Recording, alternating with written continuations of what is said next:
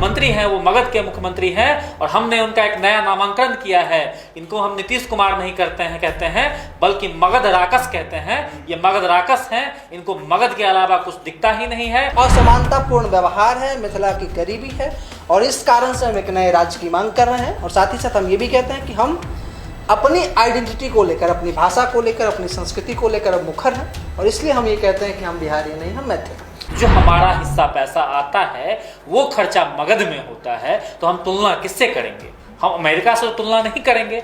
जहां पे खर्चा हो रहा है, हमारे हिस्से का पैसा जिस क्षेत्र को दिया जा रहा है, हमारे साथ जिस क्षेत्र का व्यक्ति भेदभाव कर रहा है, हम उसी से तुलना करेंगे ना। मिथिला एक राज्य भी था, मैथिल एक संस्कृति भी है और मैथिली एक भाषा भी है। मिथिला का विकास केंद्र सरकार करना भी चाहती है।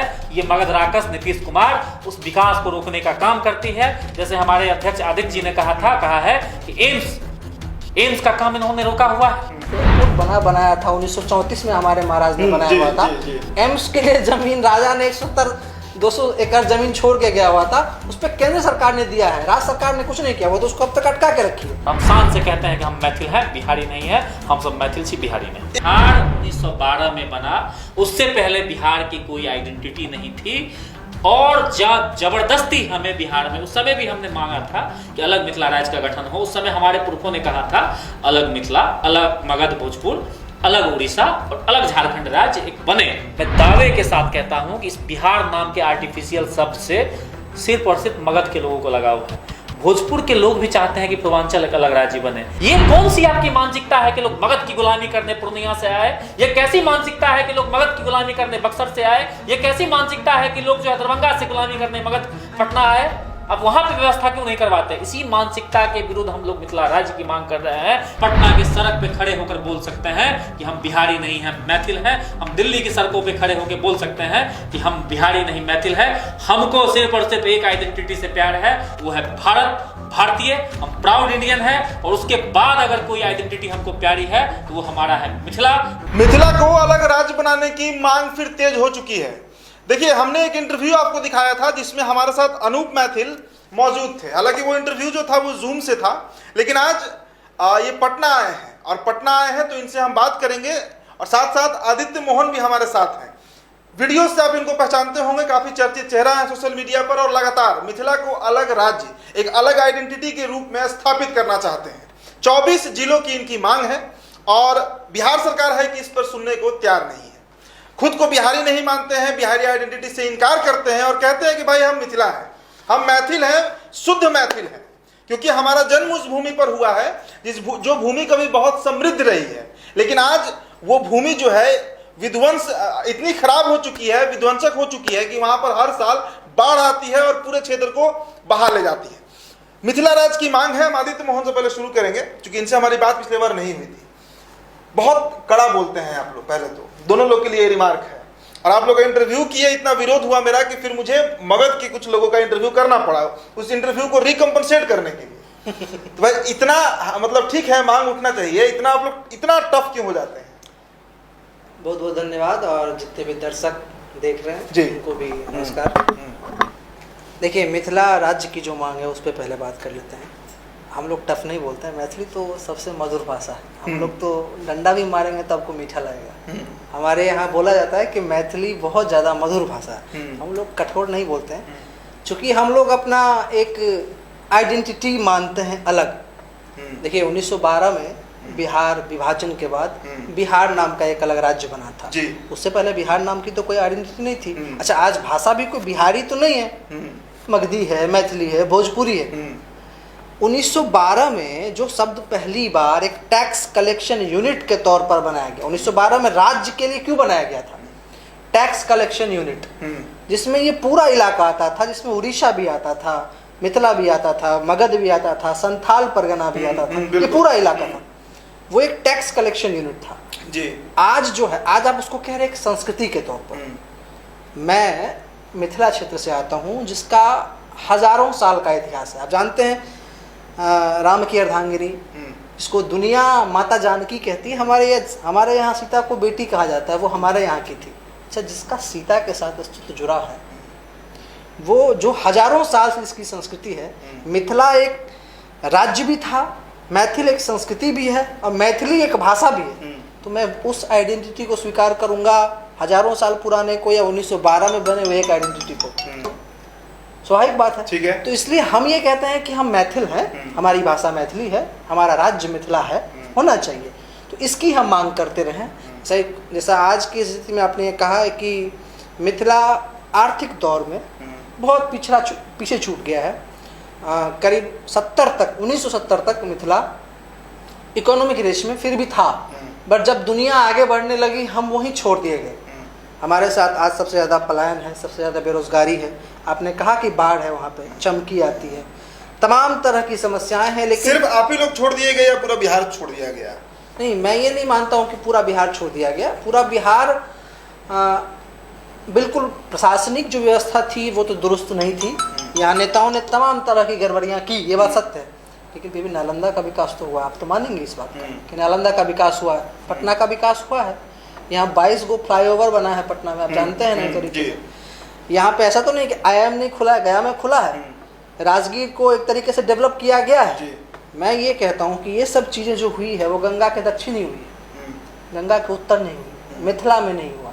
मिथिला में राज्य सरकार ने और वर्तमान जो राजकीय सिस्टम है उसने विकास को एक्चुअली में रोका है। पिछले 30 सालों में आपके यहाँ चीनी मिल तो नहीं बंद हुआ, हमारे यहाँ चीनी मिल बंद हुआ।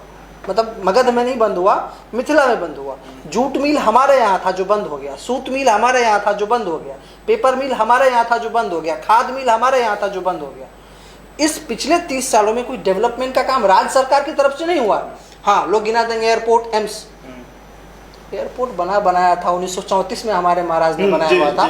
एम्स के लिए जमीन राजा ने 170-200 एकड़ जमीन छोड़ के गया हुआ था, उस पर केंद्र सरकार ने दिया है, राज्य सरकार ने कुछ नहीं किया, वो तो उसको अब तक अटका के रखी है। तो ये जो असमानतापूर्ण व्यवहार है, मिथिला की गरीबी है, और इस कारण से हम एक नए राज्य की मांग कर रहे हैं। और साथ ही साथ हम ये भी कहते हैं कि हम अपनी आइडेंटिटी को लेकर, अपनी भाषा को लेकर, अपनी संस्कृति को लेकर अब मुखर हैं, और इसलिए हम ये कहते हैं कि हम बिहारी नहीं, हम मैथिल। अनूप, आपसे एक सवाल लेते हैं। अब भाई मगध का विरोध लगातार आप लोग कर रहे हैं और इसके चलते बड़े आहत हैं मगध के लोग, और खासकर जो लोग सोशल मीडिया पर इन्फ्लुएंसर हैं या फिर जो कंटेंट बनाते हैं जो मगध क्षेत्र से आते हैं, बड़ा आहत होते हैं कि भाई आप लोग अपना बात कीजिए, मगध को क्यों बीच में ला देते हैं, नालंदा को बीच में क्यों ला दे रहे हैं, राजगीर को क्यों ला दे रहे हैं, पटना से गया तक आप लोग ला देते हैं। देखिए, सबसे पहली बात तो हम मगध का विरोध नहीं करते हैं, हम इस सरकार की नीतियों का विरोध करते हैं। और विकास मगध में हुआ है, IIT मगध में खुला है, IIM मगध में खुला है, फ्लाईओवर मगध में बना है, बिहार सरकार की सारी योजनाएं मगध में जो है दिखने को मिलता है। गंगा को भागीरथ ने, गंगा सबको मालूम है हिंदू धर्म में कि भागीरथ एक हुए जिन्होंने इस धरती पे गंगा को लाने का काम किया था, और उसके बाद एक नीतीश बाबू हुए जिन्होंने गंगा को मगध तक पहुंचा दिया, अपने गृह जिला तक पहुंचा दिया, नालंदा तक पहुंचा दिया। तो भैया विकास मगध में हुआ है, हमारे हिस्से का पैसा जो हमारा राशि केंद्र सरकार से आता है, क्योंकि बिहार में अगर देखेंगे आबादी के दृष्टिकोण से तो हमारी संख्या ज्यादा है, 7 करोड़ हम हैं, और पूरे बिहार में 12 करोड़ की आबादी में 7 करोड़ हम हैं। तो जो हमारा हिस्सा पैसा आता है वो खर्चा मगध में होता है। तो हम तुलना किससे करेंगे? हम अमेरिका से तुलना नहीं करेंगे। जहां पे खर्चा हो रहा है, हमारे हिस्से का पैसा जिस क्षेत्र को दिया जा रहा है, हमारे साथ जिस क्षेत्र का व्यक्ति भेदभाव कर रहा है, हम उसी से तुलना करेंगे ना। हम तो खुलेआम कहते हैं कि ये जो मुख्यमंत्री हैं वो मगध के मुख्यमंत्री हैं, और हमने उनका एक नया नामांकन किया है। इनको हम नीतीश कुमार नहीं करते हैं कहते हैं, बल्कि मगध राकस कहते हैं। ये मगध राकस हैं, इनको मगध के अलावा कुछ दिखता ही नहीं है। ये ऐसे मगध राकस हैं कि मिथिला का विकास केंद्र सरकार करना भी चाहती है, ये मगध राकस नीतीश कुमार उस विकास को रोकने का काम करती है। जैसे हमारे अध्यक्ष आदित्य जी ने कहा है कि एम्स का काम इन्होंने रोका हुआ है। मांग हो रहा है कि पूर्णिया सहरसा में एम्स बनाया जाए। वो कब बनाया जाएगा? जब दरभंगा एम्स का काम कंप्लीट हो जाएगा। तो ये चाहते ही नहीं है कि बिहार में तीसरा एम्स खुले, इसीलिए दरभंगा एम्स को 20 सालों तक अटकाए हुए हैं। जमीन दिया हुआ है, राजा महाराजा ने जो जमीन दिया था उसी जमीन पे बनाना है। बस उस जमीन को क्या करना है? अतिक्रमण मुक्त करना है। उस जमीन पे बस मिट्टी भरवाना है। लेकिन ये मगध राकस उस काम को भी रोक रहे हैं, उस काम पे भी अड़ंगा लगा रहे हैं। इसीलिए हम विरोध करते हैं, और हमारा विरोध ये जारी रहेगा। और हम शान से कहते हैं कि हम मैथिल हैं, बिहारी नहीं है। हम सब मैथिल से बिहारी नहीं। एक बात बताइए, संजय झा आप ही लोग के क्षेत्र से आते हैं, जदयू के कई मंत्री जीवेश मिश्रा का नाम ले लीजिए, भाजपा से हैं, मतलब कई मंत्री जो बिहार कैबिनेट के हैं, आप लोग के क्षेत्र से आते हैं। मैं शाहबाद से हूँ, अपनी तरफ का आपको समीकरण बता दूं, हमारी तरफ 80% सीटें जो हैं वो महागठबंधन को गई हैं, आप लोग की तरफ 80% सीटें बीजेपी को जाती हैं। भाई बीजेपी भी सत्ता में है ना, सत्ता में, तो ये लोग नहीं जिम्मेदार हैं और भाई वोट दे रहे हैं आप लोग। सवाल आप लोगों को करना चाहिए, हर साल बाढ़ के नाम पे ये लोग बाढ़ को प्लान करते हैं बिहार सरकार। मैं ये बात ऑन कैमरा बार बार कहता हूँ एक पत्रकार होने के बावजूद कि इनके लिए महामारी जो है वो एक अवसर, मतलब अवसर हो जाता है, अवसर होता है इनके लिए कि बाढ़ आएगा तो हम पैसा कमाएंगे। भाई आप लोग के क्षेत्र के जो प्रतिनिधि हैं उनसे सवाल क्यों नहीं उठाया जाता है? और एक बात और, आप जो बोल रहे हैं कि सिर्फ मगध का विकास हुआ, तो एक बात मैं जानकारी आप लोगों को दे दूं, मिथिला के साथ साथ भोजपुर भी बहुत पीछे रह गया है। जी बिल्कुल बिल्कुल, हम मानते हैं इस बात को। मैं बक्सर का हूँ, डुमरांव का लालटेन फैक्ट्री बंद हो गया। सिंदूर पूरे उत्तर भारत में सिंदूरदानी को जो होता है रखने वाला सिंदूर, वो हमारे यहाँ बनता था, वो बंद हो गया। हमारे तरफ भी सारी फैक्ट्री, डालमिया बंद हो गया, सारा चीज बंद हो गया, लेकिन खुला कुछ नहीं है आज तक। हम सबसे पहले मैं पहले सवाल का उत्तर देता हूँ। देखिए क्या है कि लोगों को ये दिख रहा है कि भाजपा सत्ता में जरूर है लेकिन भाजपा का सीएम नहीं है, तो लोगों को ये लग रहा है कि भैया जदयू और जो हमारे राजद है इन्होंने मिथिला के साथ नाइंसाफी किया, भाजपा भी शामिल है। लेकिन भाजपा में यहाँ पे एक ये हुआ है कि केंद्र सरकार की जितनी भी योजनाएं हैं, नीति है, वो मिथिला में उसमें वो भेदभाव नहीं करते हैं। जैसे अटल जी ने सबसे पहले क्या किया था, ईस्ट वेस्ट कॉरिडोर आपको मालूम है कि मिथिला को दिया था। फिर मैथिली आपको मालूम है बिहार की एकमात्र भाषा है जिसको अष्टमन सूची में शामिल किया गया, अटल जी ने किया था।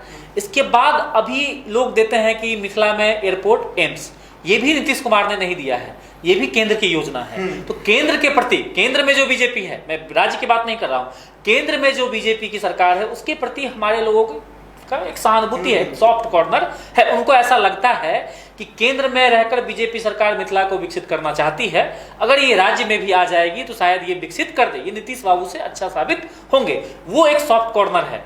और तेजस्वी जी इसलिए हारते हैं कि उन्होंने, उनके पिता ने क्या किया, एक एक करके चीनी मिल बंद करवाया, जो फैक्ट है। मैथिली भाषा को बीपीएससी में से हटवा दिया, मैथिली भाषा को अपमानित करने का काम किया उन्होंने किया है। और नीतीश जी क्या कर रहे हैं आपको मालूम ही है, तो इनके प्रति नाराजगी है जो इस बार दिखा है। दूसरी बात में आता हूं, बस लेकिन बीजेपी भी भेदभाव कर रही है, तो ये हम बताएंगे। बिहार बीजेपी, हाँ बिहार बीजेपी, क्योंकि डम्मी कैंडिडेट है, सब जितने लोगों का नाम लिया है सब डम्मी है। और जब आपने भोजपुर क्षेत्र की बात की, मैं दावे के साथ कहता हूं कि इस बिहार नाम के आर्टिफिशियल शब्द से सिर्फ और सिर्फ मगध के लोगों को लगाव है। भोजपुर के लोग भी चाहते हैं कि पूर्वांचल एक अलग राज्य बने। आप बक्सर में जाके सर्वे करवाइए, आप आरा में जाके सर्वे करवाइए, आप सारण में जाके सर्वे करवाइए, और वो लोग कहेंगे कि हम पूर्वांचल में जाना चाहते हैं, हमारे लिए गोरखपुर नजदीक है, हमारे बच्चे पटना की जगह पे गोरखपुर पढ़ने जाते हैं। तो आप जो भोजपुर इलाके की बात कर रहे हैं, यहाँ भी एक सेंटीमेंट है कि हमें बिहार से अलग होना है, बस उसको हवा दे। जैसे बक्सर का मैं हूँ तो बक्सर के लिए सही बात है, हमारे लिए बनारस जो है वो पटना से ज्यादा क्लोज हो जाता है, 100 किलोमीटर की दूरी पर है, पटना 150 किलोमीटर की दूरी पर है। तो हमारे यहाँ इलाज भी कराना हुआ तो फट से डीएचयू जाता है, पीएमसीएच नहीं आता। इसीलिए तो भावना है, आप देखेंगे कि पूर्वांचल हम जब भी कहीं जाते हैं तो हम कहते हैं कि मिथिला राज्य की मांग कर रहे हैं हम लोग, तो भोजपुरी भाषी लोग कहते हैं कि हम भी पूर्वांचल की मांग कर रहे हैं। और हमें ये ऐसा लगता है कि हम लोगों ने बिहार को कई बार जो है, बिहार के नौजवानों को और बिहार के लोगों को हमने रास्ता दिखाया है। तो हमें ऐसा लगता है कि मिथिला राज्य की मांग जब हम तेज होगी, और इसके लिए जो हम लोग दिल्ली में आंदोलन करने वाले हैं, और ये मांग जो है मुखरता के साथ जो है इसमें लोग जो है इसका जो है मांग करना शुरू करेंगे, तो आप देखिएगा पूर्वांचल का मांग भी होगा। भोजपुर के लोग भी हमारे काउज को सपोर्ट कर रहे हैं। किस लिए सपोर्ट करें? क्योंकि उनको भी लग रहा है कि हमारे साथ भेदभाव बिहार में हो रहा है, और वो भी बिहार का पार्ट रहना नहीं चाहते। और देखिएगा कोई ना कोई भोजपुर का भी बेटा ऐसा होगा जो आंदोलन को लीड करेगा, और हम पूर्वांचल राज्य बनने के हम लोग कट्टर समर्थक हैं, क्योंकि यूपी भी बहुत बड़ा है, बिहार भी बहुत बड़ा है, दोनों में एक अलग अलग राज्य बनना चाहिए। और जैसे आपने बक्सर की बात की, बिल्कुल बक्सर को मिलाकर पूर्वांचल बनाया जाना चाहिए। पटना क्यों आएंगे भाई? नीतीश कुमार की क्या मानसिकता है कि भैया पूर्णिया वाला भी पटना आए, बक्सर वाला भी पटना आए, दरभंगा वाला भी पटना क्यों आएंगे हम भाई?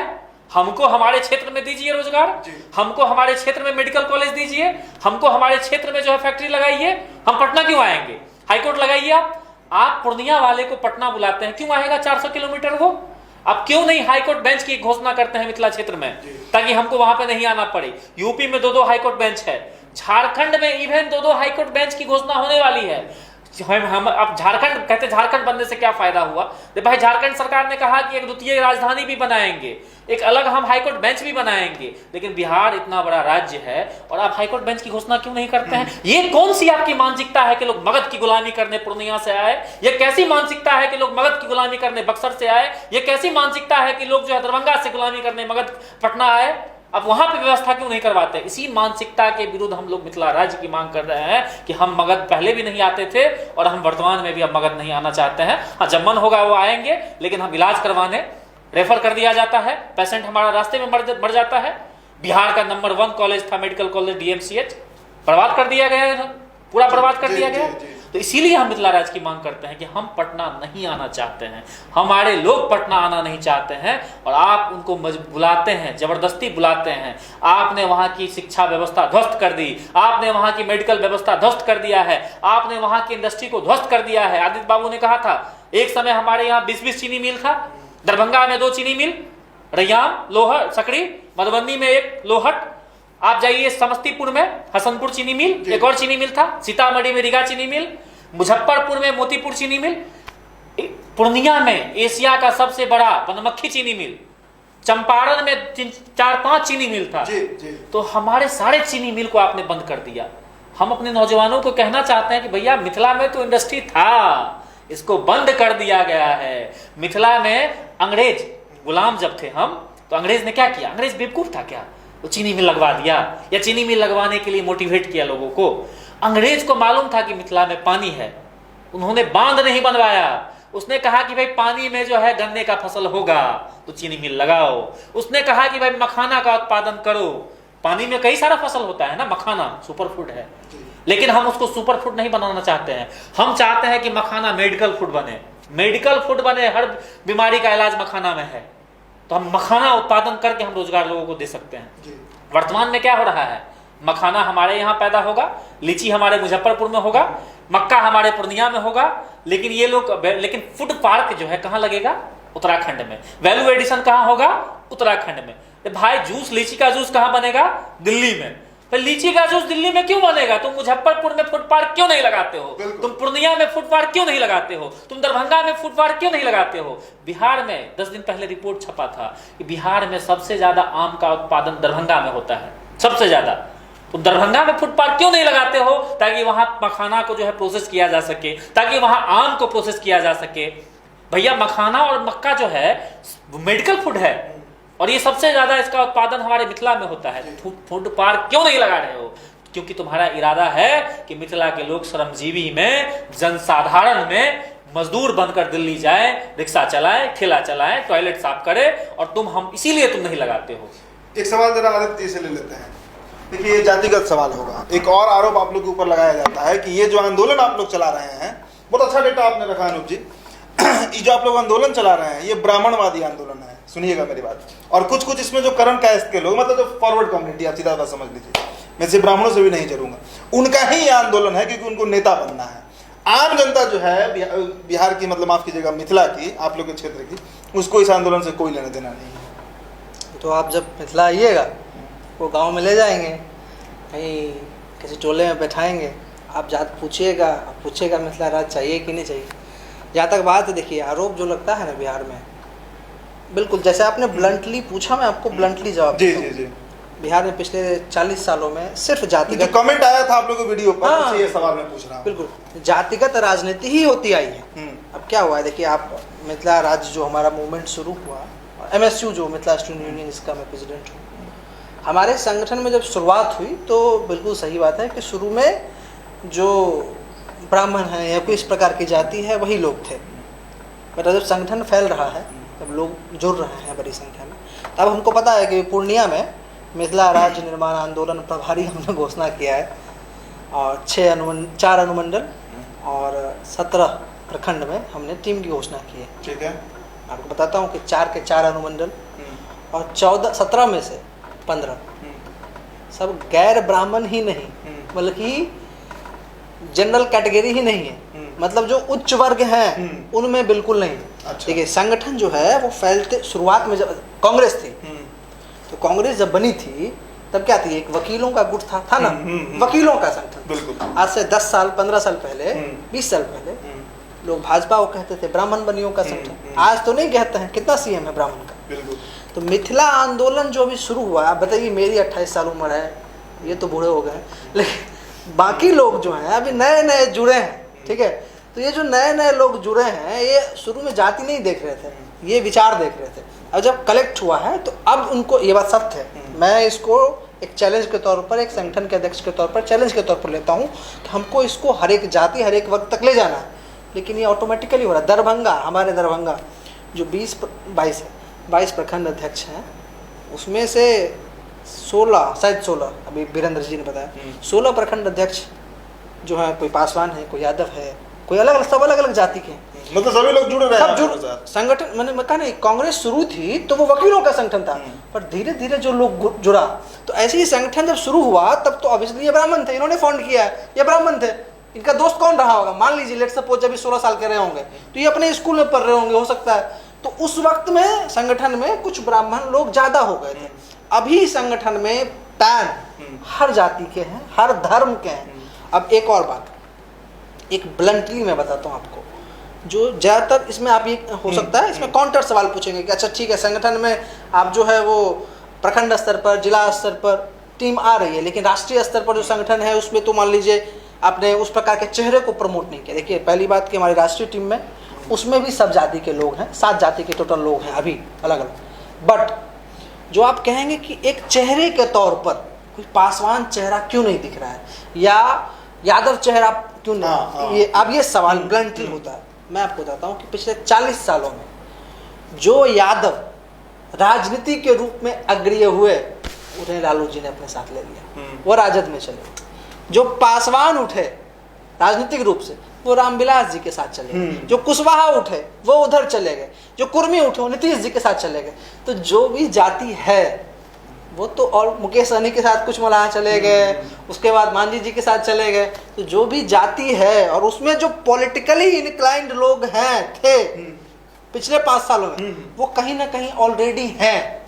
अब जो ये नया आंदोलन हो रहा है, इसमें वो लोग होंगे। 5 साल बाद आप देखिएगा कि इस आंदोलन में यादव चेहरा कौन है, पासवान चेहरा कौन है, ब्राह्मण चेहरा कौन है। मैं इस आंदोलन को जातिगत तरीके से नहीं देख रहा हूँ, विकास के तरीके से देख रहा हूँ। लेकिन मैं ये देख रहा हूँ कि हमारे साथ जो धर्मेंद्र यादव जुड़ रहा है, या हमारे साथ जो मुकेश सहनी जुड़ रहा है, एक लड़का है हमारा, या कोई और लड़का तमसील अहमद जो जुड़ रहा है, ये सब लीडर के तौर पर ग्रो हो रहे हैं। और मैं जानता हूँ कि 5 साल बाद ये किसी भी अपने जाति के किसी भी नेता जो अन्य पार्टी में है, उसको डायरेक्ट चैलेंज देने लायक होंगे। तब आप देखिएगा कि ये जाति, ये जो आंदोलन है वो किस प्रकार का आंदोलन है। इसमें जाति धर्म का कोई मतलब नहीं है। बस शुरुआत में जब आप कंपनी फाउंड करते हैं, शुरुआत करते हैं, तो आप अपने कॉलेज मेट से, हॉस्टल मेट, ऐसे लोगों को जोड़ लेते हैं। और फिर जब आपको कंपनी बड़ा करना होता है, तब आप हायरिंग करते हैं, अलग अलग कॉलेजों में जाके, रीजन में जाके डाइवर्सिटी लाते हैं। तो वो अभी प्रक्रिया चल रहा है। मतलब पूरा कॉर्पोरेट मॉडल पे काम हो रहा है दरभंगा में। Exactly, corporate. एक बात और हाँ, बताइए। चलिए ठीक है, मान लीजिए आप कह रहे हैं कि ब्राह्मण है, जो सब स्पष्टीकरण तो दे दिया गया है। हम कहते हैं कि अगर मान लीजिए इस आंदोलन को मिथिला राज्य ब्राह्मणों ने मिलकर बना दिया, मान लीजिए एक सेकंड के लिए, तो क्या मिथिला राज्य जो बनेगा, क्या उसमें चुनाव नहीं होगा? क्या उसमें जो लोकतांत्रिक प्रक्रिया है वो फॉलो नहीं किया जाएगा? और जब चुनाव होगा तो चुनाव का तो आपको मालूम है, जिसकी जितनी संख्या है उसकी उतनी भागीदारी है वर्तमान में भी और आगे में भी रहेगा। हाँ, उसमें ये हम सुधार चाहते हैं कि भैया जिसकी जितनी संख्या है उसकी उतनी भागीदारी हो विधानसभा में, लेकिन उसमें वैसे पढ़े लिखे लोग आए। ऐसे लोगों को हम ट्रेंड कर रहे हैं जो विकास की बात करके आगे आए, ना कि जाति की बात करके आए। तो जब चुनाव होगा, अभी मिथिला से हमने देखा है कि दरभंगा में 2 ब्राह्मण विधायक, मधुबनी में 2 ब्राह्मण और सहरसा में 1 ब्राह्मण। सीतामढ़ी 0, सहरसा 0, सहरसा में 1, सुपौल 0, पूर्णिया 0, कटिहार 0, किशनगंज 0, मुजफ्फरपुर 0, बेगूसराय 0। 1-2 में भूल गया होगा, छूट गया होगा। ज्यादा से ज्यादा मिथिला क्षेत्र, जिस मिथिला की बात कर रहे हैं, 7 ब्राह्मण विधायक होगा मैक्सिमम। मेरे नजर में 5 ही हैं, मैं 2 ऐड कर दूं। मैं कहता हूं कि मिथिला राज्य बनने के बाद क्या ब्राह्मण विधायकों की संख्या 70 हो जाएगी? ये तो 7 ही रहेगा ना भाई। 7 से ज्यादा ऊपर नीचे हो जाए, हो सकता है कि हम आदित्य जी बहुत अच्छा काम कर ले और हमारे संगठन के 1-2 और अच्छा काम कर ले, तो हम इतने पॉपुलर हो जाए कि हमें हर जाति के लोग वोट करके हमें गैर ब्राह्मण सीट से भी पहुंचा दे। तो ज्यादा से ज्यादा बढ़ के 10 हो जाएगा। लेकिन हमारे राज्य में तो कम से कम 110 विधायक रहेंगे ना, कम से कम 110 विधायक में तो 100 विधायक गैर ब्राह्मण रहेंगे भाई। तो ब्राह्मण राज कहां से आएगा ये बताइए ना भाई। नहीं, ये आरोप लगाया जा रहा है, गलत आरोप। कमेंट सेक्शन आप अगर देखिए, आप नहीं वीडियो जानते हैं हमर मैथिली में वो कहावत है, मैंने लॉजिक दे दिया कि ब्राह्मण राज कहां से आएगा। हमर मैथिली में वो कहावत है, किछ लोग होय छै जे कहत बात अहाँ के सब मानब लेकिन खुट्टा हम उत्ते गाड़ब। मतलब सारी बात आपकी मान गए कि ब्राह्मण 10 से ज्यादा नहीं बनेगा, ये भी मान गए कि चुनाव होगा तो जो है गैर ब्राह्मण जीतेंगे, लेकिन फिर भी कहेंगे कि ब्राह्मण राज आएगा। तो ऐसे लोगों के आगे जो है भैंस के आगे बीन बजाए भैंस पर ही पकड़ाई वाला बात। ठीक है, अब एक अंतिम सवाल आप लोग से ले लेते हैं। बिहारी आइडेंटिटी को ही आप लोग एकदम मतलब भाई जिस तरह कैमरा पे आप लोग, मैंने कुछ वीडियोस देखा है, आपका भी देखा, आप लोग सीधे इनकार करते हैं। कैसे बोलते हैं ना कि हम मैथिल छे, आप लोग बोलते हैं, तो बिहारी नहीं है आप लोग? बिल्कुल नहीं है, बिल्कुल नहीं है। और कई लोग कहते हैं कि बिहार राज्य है आपका और आप बिहारी हैं। तो देखिए भारत जो है विभिन्न आप फेज देखेंगे तो कभी हम अंग्रेज के गुलाम थे, लेकिन फिर भी हमारे पुरखा जो थे वो कहते थे कि हम अंग्रेजी नहीं है, हम हिंदुस्तानी हैं। कहते थे कि नहीं कहते थे? कभी कभी क्या होता है कि जबरदस्ती जो है ताकत के दम पे, जैसे ताकत के दम पे बिहार बना दिया गया। आदित्य जी ने कहा कि टैक्स कलेक्शन यूनिट के तौर पे बिहार बनाया गया, ताकत के दम पे। हमारी ताकत कम थी तो आपने जबरदस्ती हम पे बिहार थोप दिया, बिहार नाम का एक जो है फॉल्स आइडेंटिटी हम पे थोप दिया। तो ताकत के दम पे कई साम्राज्य ने जो है कई जगह को जो है फतह किया, लेकिन क्या वहां के लोगों ने स्वीकार कर लिया? क्या नहीं। तो हमें ऐसा लगता है कि बिहार 1912 में बना, उससे पहले बिहार की कोई आइडेंटिटी नहीं थी। और जबरदस्ती हमें बिहार में, उस समय भी हमने मांगा था कि अलग मिथिला राज्य का गठन हो। उस समय हमारे पुरखों ने कहा था अलग मिथिला, अलग मगध भोजपुर, अलग उड़ीसा और अलग झारखंड राज्य एक बने। 100 साल से ज्यादा हो गया है मिथिला राज्य की मांग को। 100 साल से 100 साल, लेकिन ताकत के दम पे, क्योंकि उस समय बिहार और देश की राजनीति में कुछ लोग थे जो सक्रिय थे, उन्होंने ताकत के दम पे हम पे एक फेक आइडेंटिटी थोप दिया है। लेकिन अब हम इस पहचान को नहीं मानेंगे। और वैसे भी हमारे देश में स्टेट सिटीजनशिप नाम का कोई कॉन्सेप्ट नहीं है। देश कहता है कि आप देश के नागरिक हैं, भारत के नागरिक हैं। भारत के नागरिक होने के साथ आप किसी भी पहचान को अपना सकते हैं। और हमारे देश के संविधान ने हमको ये अधिकार दिया है कि हम पटना के सड़क पे खड़े होकर बोल सकते हैं कि हम बिहारी नहीं हैं, मैथिल हैं। हम दिल्ली की सड़कों पे खड़े होकर बोल सकते हैं कि हम बिहारी नहीं, मैथिल हैं। हमको सिर्फ और सिर्फ एक आइडेंटिटी से प्यार है, वो है भारत, भारतीय। हम प्राउड इंडियन है। और उसके बाद अगर कोई आइडेंटिटी हमको प्यारी है तो वो हमारा है मिथिला, मैथिली। 100 साल, जल्दी आंसर दे दीजिएगा, काफी लंबा हो गया इंटरव्यू। 100 साल से आप बोल रहे हैं कि आंदोलन चल रहा है, और कितना साल लगेगा अभी? देखिए आपको सफलता मिलेगा, 4 पीढ़ी बीत चुकी है। तो कई बार क्या होता है ना कि आज़ादी के लड़ाई में भी बहुत सारी पीढ़ियां बीत गई थी। अब चीज़ें ऐसी है कि अब तक जो आंदोलन हो रहा था, मिथिला आंदोलन, जैसे क्या होता है ना, हाथ काट देता है आपको कोई। मिथिला का जो 7 जिला था वो सुगौली संधि में 1816 में नेपाल को दे दिया गया। तो हम तो छोटे हो गए, हमारी शक्ति कमज़ोर हो गई। तो 1816 के बाद मिथिला नाम की आइडेंटिटी कमज़ोर कर दी गई थी।